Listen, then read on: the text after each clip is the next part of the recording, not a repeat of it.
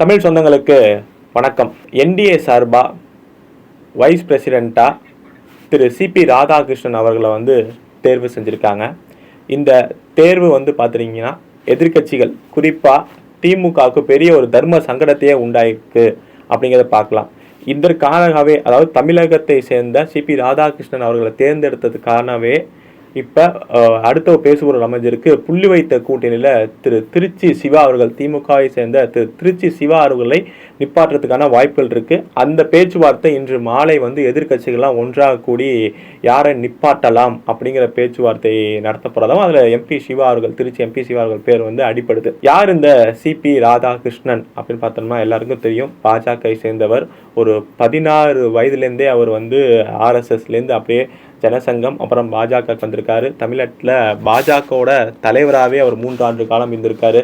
அப்போ நம்ம இன்றைக்கி பேசுகிற இந்த யூசிசிலேருந்து முக்கியமான விஷயங்களுக்கெல்லாம் அவர் ரத யாத்திரையை நடத்தி எப்படி மேலே நேஷ்னல் லெவலில் அத்வானி அவர்கள் ரத யாத்திரை நடத்தினாரோ அதே மாதிரி தமிழகத்திலையும் அவர் ரத யாத்திரை நடத்தினது பெரிய ஒரு அரசியல் மாற்றமே சொல்லலாம். 2 தடவை லோக்சபா எம்பியாக கோயம்புத்தூர்லேருந்து தேர்வாயிருக்காரு. இவர் தேர்வுக்கு முக்கிய காரணம் என்னன்னு சொல்கிறார் பார்த்தீங்கன்னா, எல்லாருக்கும் தெரிஞ்சது தான். அவர் மோடிக்கு நெருக்கமானவர். இன்னொன்று ஆர்எஸ்எஸ்லேருந்து வளர்ந்தனால இன்னும் நம்பிக்கை உரியவராக இருப்பார் அப்படிங்கிற விஷயம்லாம் சொல்கிறாங்க. அதை தாண்டி ஒரு விஷயம் இன்னொன்று என்ன சொல்லப்படுதுன்னா, அவங்க கட்சியை சேர்ந்த இன்று தமிழகத்தில் பாஜகவின் இளைஞரணி தலைவராக இருக்கக்கூடிய திரு எஸ்டி சூர்யா அவர்கள் எக்ஸ் தளத்திலே போட்டிருக்கார்.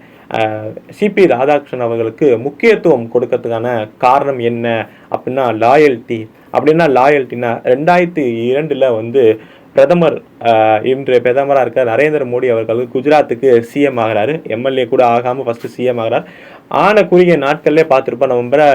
நவம்பர் மாதம் ஆகிறாரு. பிப்ரவரியில் அந்த பெரிய ஒரு மத கலவர சம்பவம் நடைபெறுது. அது இன்னைக்கு தெரியும். அந்த சம்பவம் எப்படி திரிக்கப்பட்டு எப்படி வெளிநாட்டு சதி உள்நாட்டு சதி மூலியமாக நடக்கப்பட்டுச்சு. அதில் எப்படி பிஜேபி அன்றைய முதல்வராக அந்த மோடி அவர்கள் பேரெல்லாம் இணைக்கப்பட்டது இன்னைக்கு வெளிச்சத்துக்கே வந்துருச்சு. விசாரணைக்கு மோடி அவர்கள் சிஎம்மாக இருந்தும் ஒத்துழைப்பு கொடுத்து இன்னைக்கு அப்போ இருந்தது கட்சி யாருன்னு பார்த்தீங்கன்னா காங்கிரஸ் ஆளுகிற கட்சி. அப்போ விசாரணைக்கு உட்பட்டு இன்று வெளிச்சத்துக்கு வந்ததுக்கு அதுக்கு பின்னாடி எவ்வளோ பெரிய சதி நடந்தது. ஓகே, அது ஒரு பக்கம் இருக்கட்டும். அப்போ அந்த பெரிய பிரச்சனை வந்த உடனே அன்றைய வாஜ்பாய் அவருக்கே ஒரு சந்தேகம் இருந்தது, இவர் வேணாம் மாற்று இல்லாமல் அப்படின்னு. அப்போ ஆனால் அத்வானி அவர்கள் தான் இல்லை இவரே இருக்கட்டும் தொடரட்டும் சொன்னனால தான் மோடி அவர்கள் தொடர்ந்தார். அப்போ இந்த ஒரு சலசலப்பு இருக்கவும் வாஜ்பாய் அவருக்கு ஒரு சந்தேகம் இருக்குது அப்படிங்கிறனால அப்போ இருக்கிற பிஜேபி சீஃப் மினிஸ்டர்ஸ் யாருமே அவர் எந்த விழாவுக்கும் கூப்பிடாம கொஞ்சம் யோசிச்சு இந்த காலத்தில் இவர் அப்போ கோவையோட எம்பியாக இருக்கார் திரு சிபி ராதாகிருஷ்ணன் அவர்கள். அவர் ஒரு வஉசி பூங்கா அப்படின்னு சொல்லிட்டு கோயம்புத்தூர் அவினாசி ரோடில் அந்த பூங்காவை திறக்கிறதுக்கு மோடி அவர்களை கூப்பிட்டு பெரிய விழாவாக எடுத்து நடத்தி சிறப்பிச்சிருக்கார்.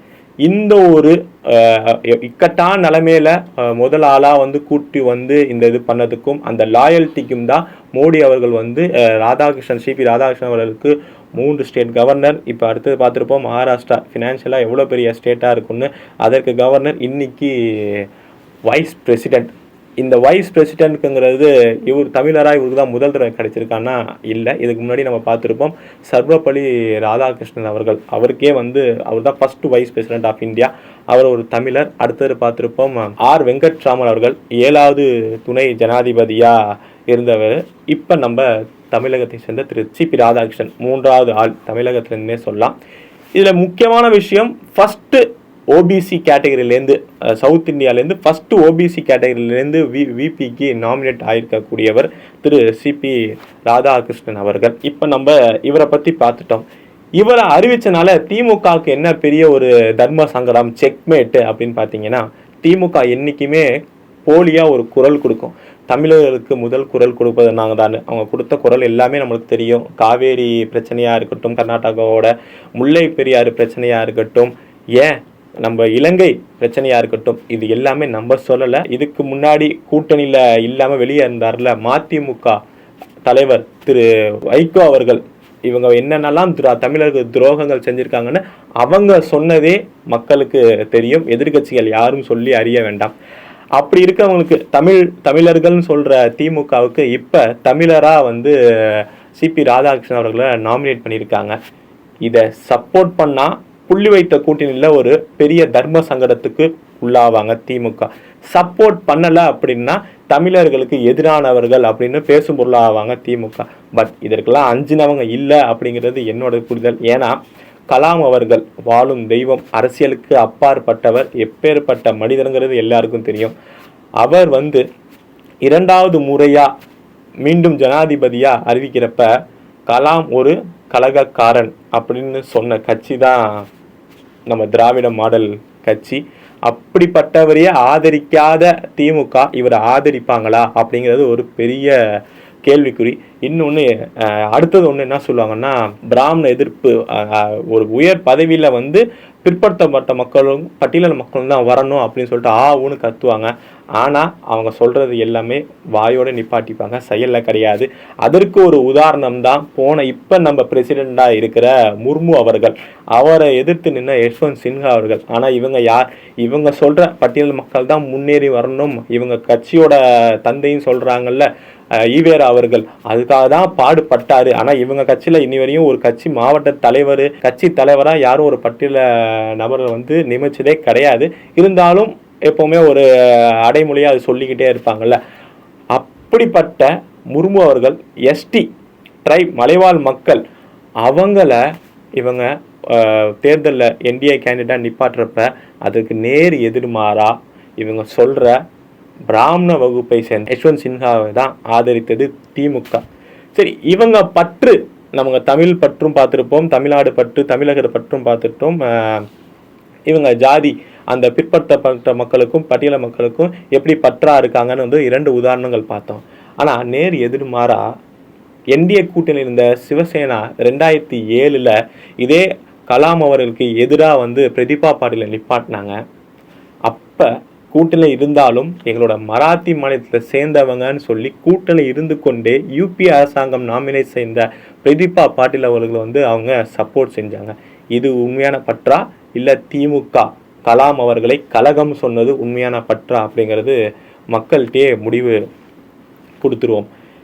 இந்த விஷயத்தில் சப்போஸ் திமுக தரப்புலேருந்து திருச்சி சிவா அவர்களையே அவங்க நிப்பாட்டினாலுமே ஜெயிக்கிறதுக்கான வாய்ப்புகள் மிக மிக மிக குறைவுன்னு இல்லை, கிடையவே கிடையாது. ஏன்னா விபிக்கு எத்தனை ஓட்டு தேவை, பெரும்பான்மை தேவை அப்படின்னா 781 லோக்சபாவும் ராஜ்யசபாவும் சேர்ந்த உறுப்பினர்கள், அதில் 391 தான் மெஜாரிட்டி தேவை. பட் தற்சமயம் நம்ம பார்த்துருப்போம் 425 கிட்ட வந்து என்டிஏ கிட்ட சப்போர்ட் இருக்குது. அதனால் எந்த ஒரு டென்ஷனும் இல்லாமல் பதட்டமும் இல்லாமல் சிபி ராதாகிருஷ்ணன் அவர்கள் துணை ஜனாதிபதியாக வரத்துக்கான வாய்ப்புகள் மிகவும் அதிகம். நேற்று விபி கேண்டிடேட்டாக நான் அனௌன்ஸ் பண்ணப்போ அவங்க தாயார் பேட்டி எடுக்கப்போ ஒன்று சொன்னாங்க. ஏன் இவருக்கு வந்து நான் ராதாகிருஷ்ணன் பேர் வச்சேன்னா, சர்வப்பள்ளி திரு ராதாகிருஷ்ணன் அவர்கள் போல இவரும் வர வேண்டும் என்ற ஒரு எண்ணத்தில் தான் நான் வச்சேன்னாங்க. அவங்க வச்ச மாதிரியே இந்த விபியாக ஆயிட்டாரு, அடுத்தது பிரசிடெண்ட்டாக ஆவார் அப்படிங்கிற நம்பிக்கையும் இருக்குது. இது எல்லாமே எங்கே சாத்தியமாகும் அப்படின்னா பிஜேபிங்கிற ஒரு கட்சியில் மட்டும்தான் சாத்தியமாகும், வேறு எதுலேயும் சாத்தியமாகாதுங்கிறது நிரூபணம். நன்றி, வணக்கம்.